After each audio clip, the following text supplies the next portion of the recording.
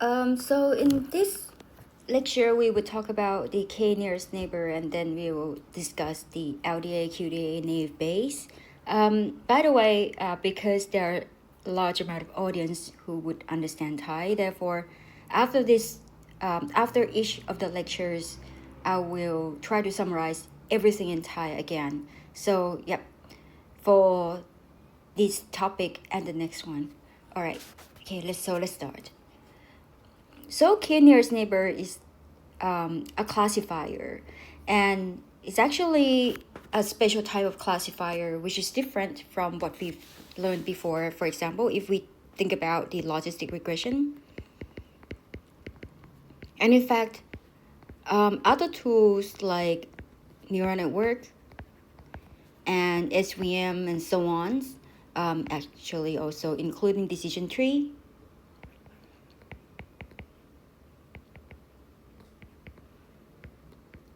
Those classifiers are going to be the one, and yes, also including LDA and QDA, yeah, naive Bayes.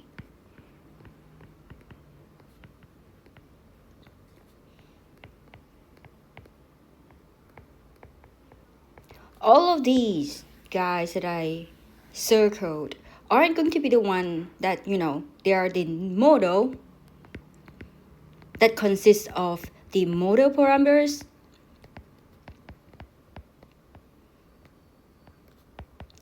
The easiest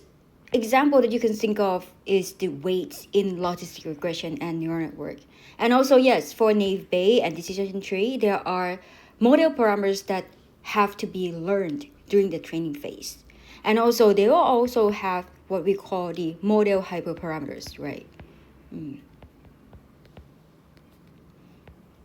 And the reason that I talked about these guys is because they are like a generic types of classifier that will require you to do both training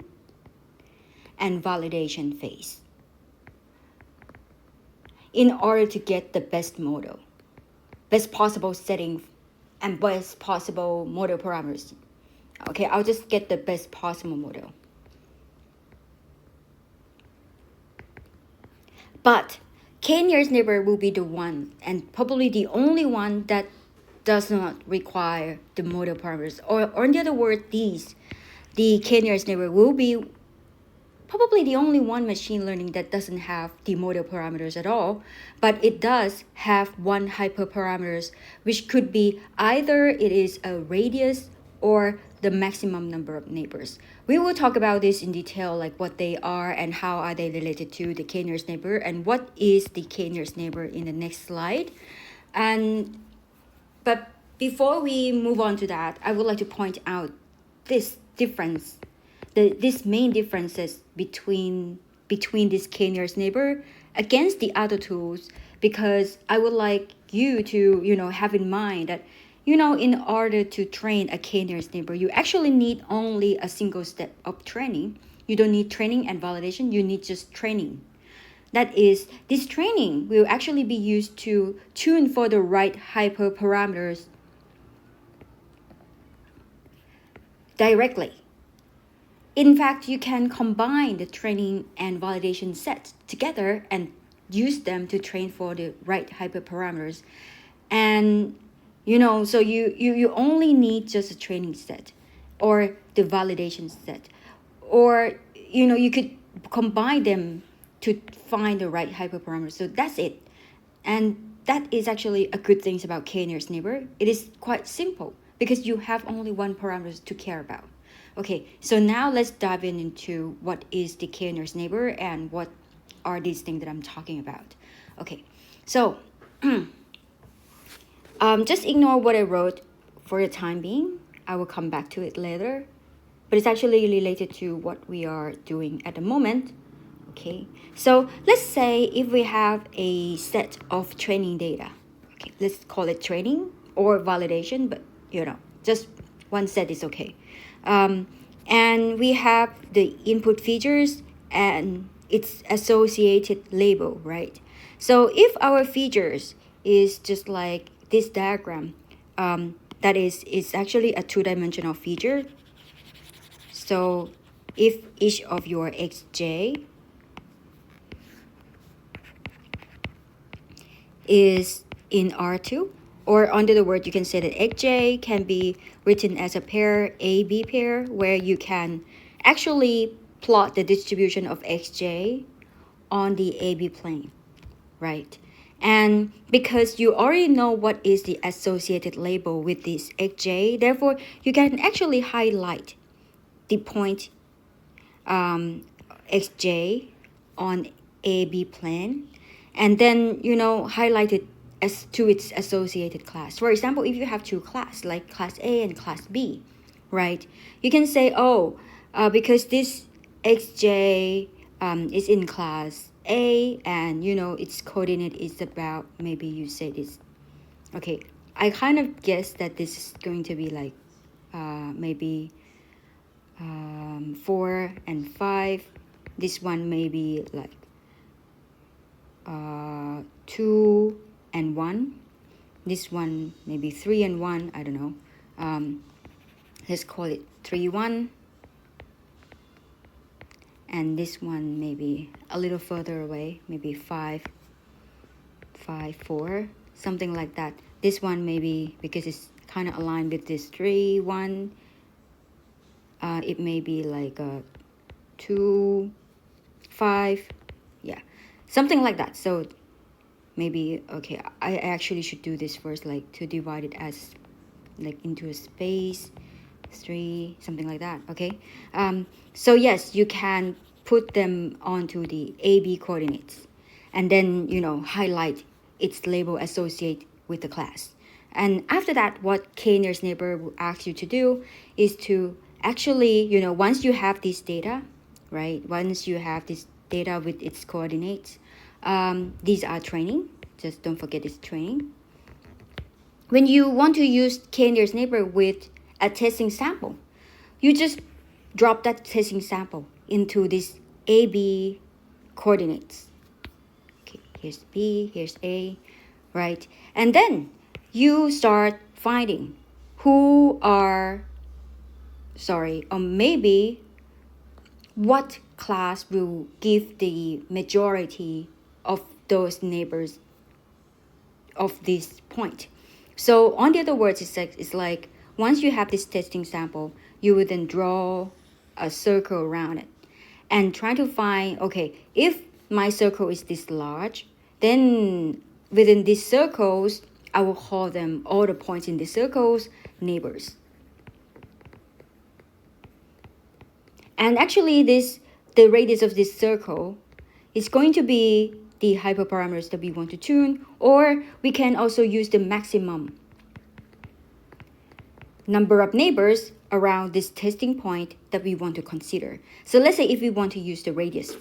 and the majority of the points that are within the radius that are in its neighbor are actually the blue points. That means that very likely this testing sample is going to be in the same class as A, or the majority of it. So, yep, so that's how it works. So yes, so once it take the radius, then it will try to find who are the majority within this radius. And as you can see, because in the picture above here, I use a big radius, right? But this example here, I use like a rather smaller. As you can see, the smaller or bigger radius will give me different answer. And therefore, that's the reason why we have to tune for the most appropriate radius. And actually, to find this appropriate radius, we will just treat it as a hyperparameters, but we can use the entire training set to find it because we don't have other parameters to be tuned with.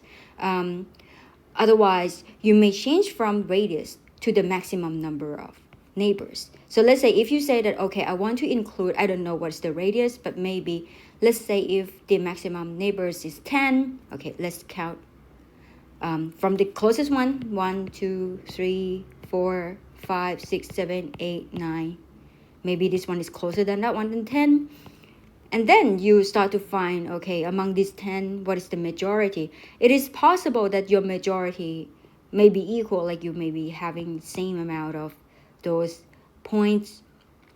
in class A and class B. And that's and actually becomes one of the recommendation to use the maximum number of neighbors to be more like an odd number, because with the odd number you can find who is larger than the other than having the equal number. So that is something to think about. And in fact, in order to use k-nearest neighbor for classifier, then your target will be finding y such that it maximizes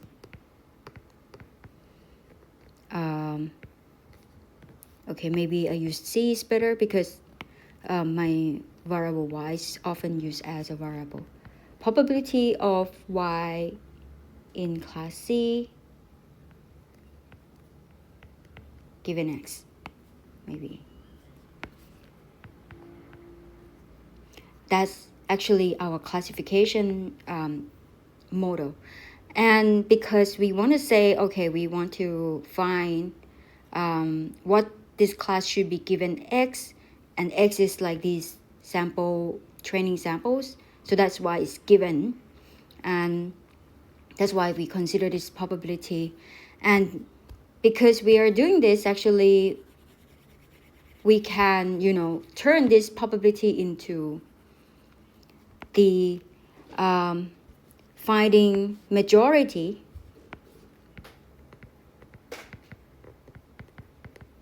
of the yj that is in the neighbor of xi,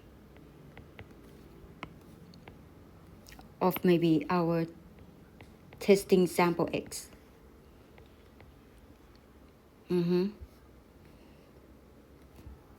So yeah, so if majority of y belong to a class C, let's say in this example the class C is class B, and that's going to be the answer.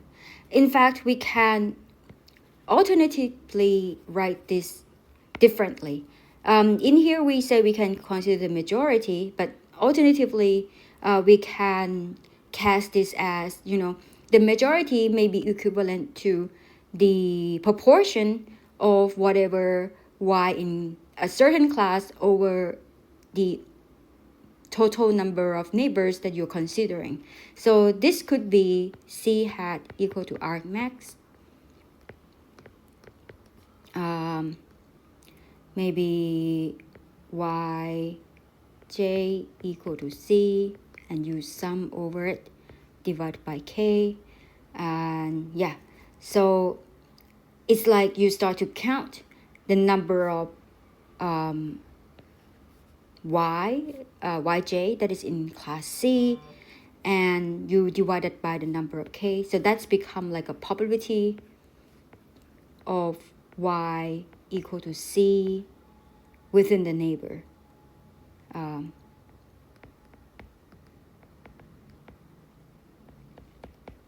So yes, so it's like you can use this k-nearest neighbor in two ways. So to summarize, firstly, you can use it as regression. To use it as a regression, it's actually simple. It's like you just calculate the average value, right? But you can also use it as classifier, that is to find the majority of the samples, the labels within your radius. Yeah. Or you can actually cast this majority as the argument max of number of y in class C divided by the total k. But yeah, the variables that you're maximizing over is the class C. So it's like I'll put this way. To write this more concretely, yep, you still do the sum of yj in C for all yj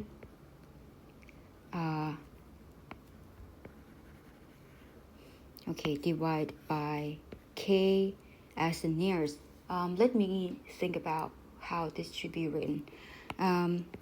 In fact, you can use like a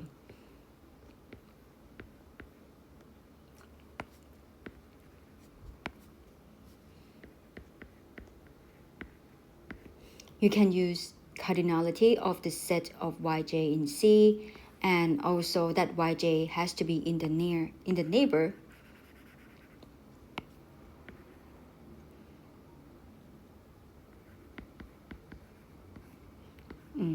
Something like that.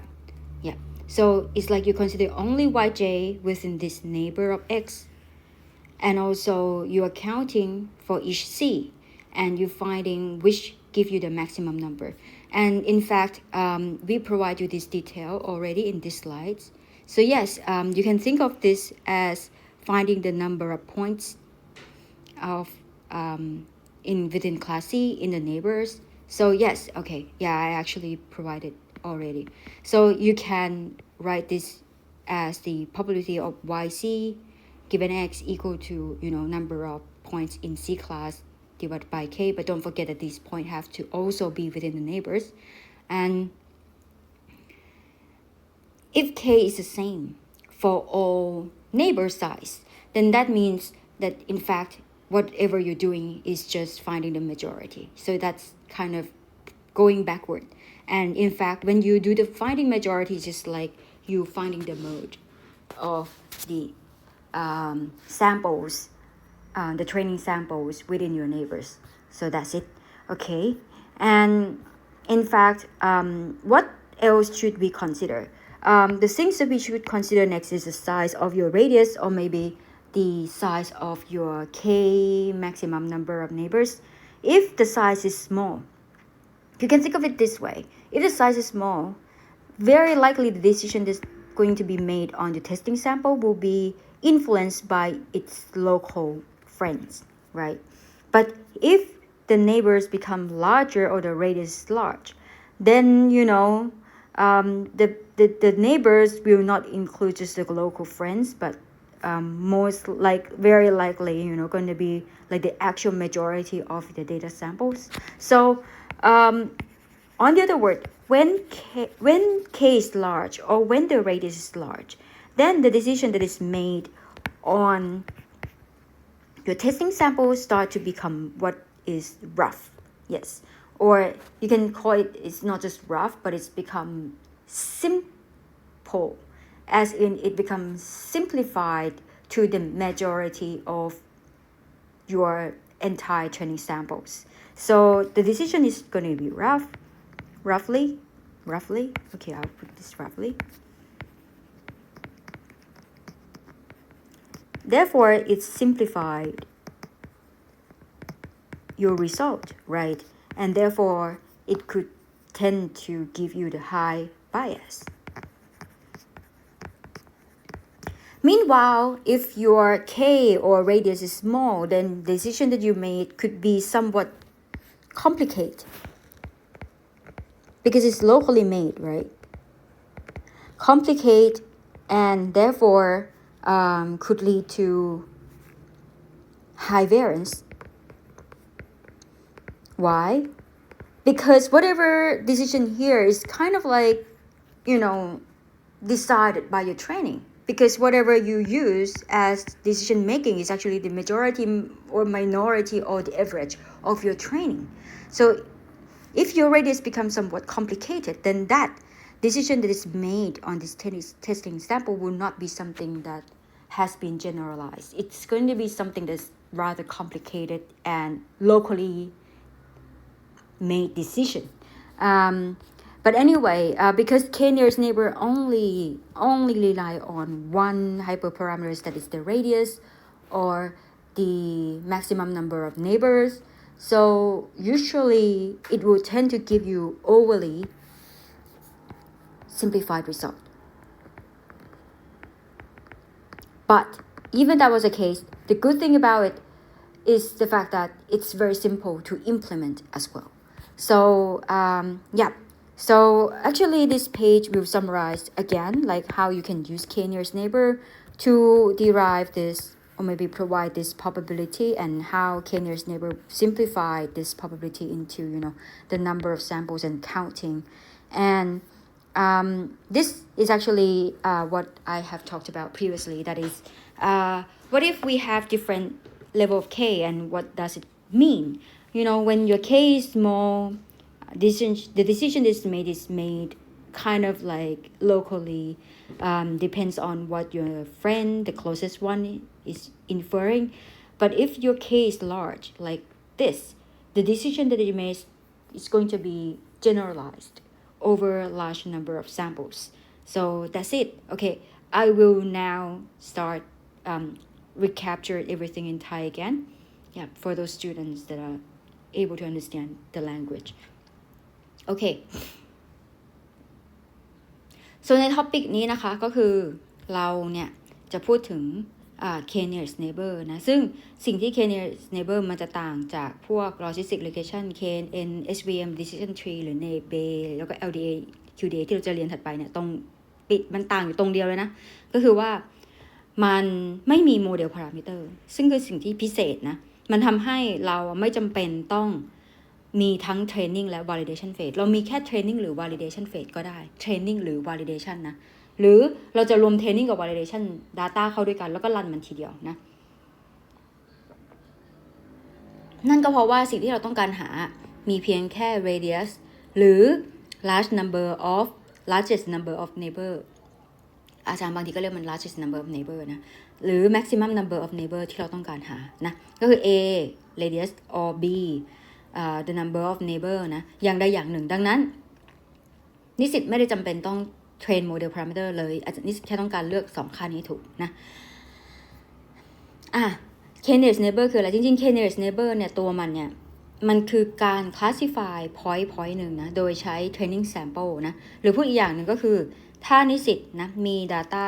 training sample นะมี pair ของมันนะก็คือมี input feature xj ตัวนี้นะแล้วก็มี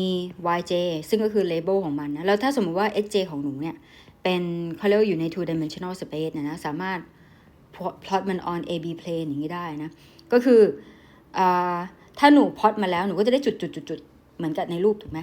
เพียงแต่พอหนูมี y มี label associate กับมันหนูก็สามารถเขาเรียกว่า toggle label ของมันให้เป็นไปตาม label ที่หนูกำลังพิจารณาอยู่อย่างในกรณีเนี้ยมันมี label ของ class A กับ class B ดังนั้นพอเป็นอย่างนั้นแล้วเนี่ยนะจริงๆแล้วมันเท่ากับว่าเราก็จะรู้ distribution นะของ training sample ในแต่ละ class ก็คือเรารู้ distribution ของ x เนี่ยว่าหน้าตามันเป็นยังไงนะถ้าว่าเราลองแบบว่าโชว์ label ขึ้นมาสินะอย่างเงี้ยมันแปลว่าlabel จาก class A class B มีการ overlap กันนะเพราะว่าเนี่ยเห็นไหมดาวกับวงกลมที่มันแทรกกันไปคนละฝากเนี่ยนะและใน K-nearest neighbor วิธีการของมันก็คือพอเรารู้แล้วนี่ว่า training sample คืออะไรนะเราแค่ใส่ testing เข้ามาตัวหนึ่งคือตัวนี้แล้วเราก็หาว่าถ้าเกิดว่าเราตีวงนะจำนวนของ sample ที่อยู่ในวงเนี่ย majority ของมันคืออะไรนะถ้า majority เป็น class ไหนเราก็จะ infer ว่า x คือ class นั้นอย่างในกรณีเนี่ยวงที่จานตีเนี่ย majority มันคือ class B ใช่ไหมเพราะฉะนั้นก็เป็นไปได้มากเลยว่าไอเนี่ยจะต้องเป็น class B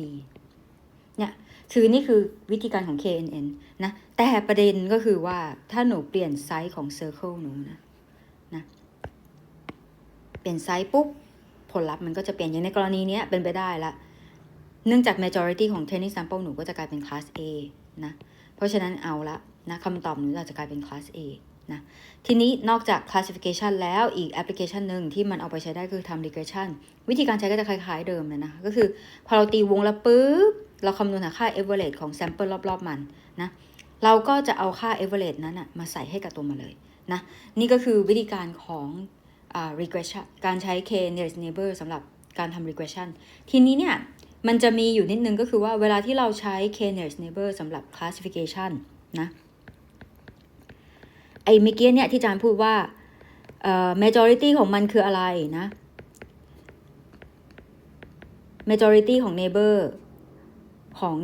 นะ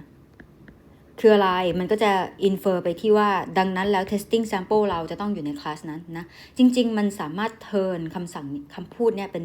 ไปสู่ mathematic function ได้ก็คือหากว่าเรากำลังสนใจ majority ใช่ไหมก็คือนั่นแปลว่า c hat ก็คือไอ้ผลของการ forecast ของเรามันคือ majority นะก็คือการหา majority ของ sample ที่อยู่ใน neighbor นะดูว่า sample yj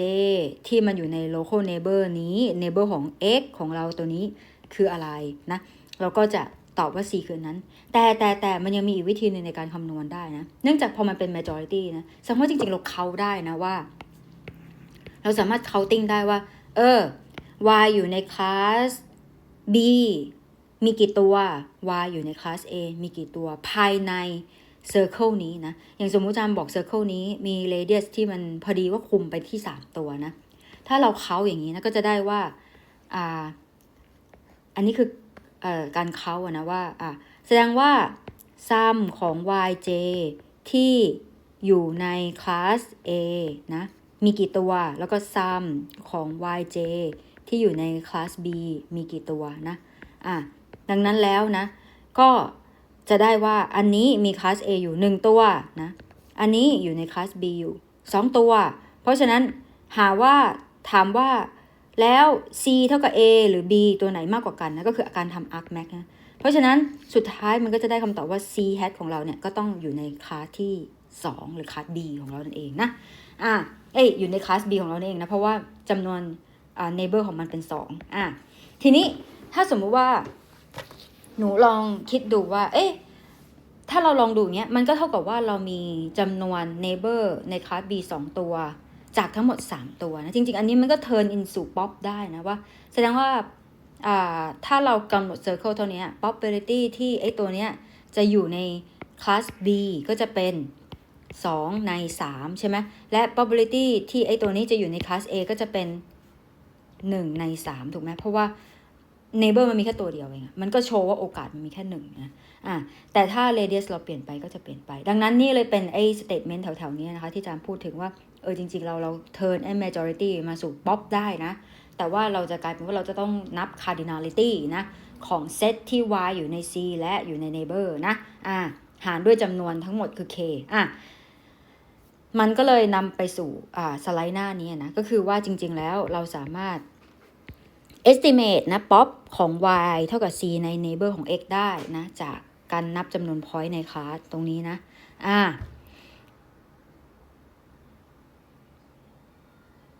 นอกจากนั้นอาจารย์ก็จะพูดถึงว่ามันยังมีเรื่องของ bias variance trade off ซึ่งตรงนี้เนี่ยมันจะเกี่ยวกับว่าไอ้รัศมีหรือ k ของเราเนี่ยมันจะยิ่งใหญ่แค่ไหน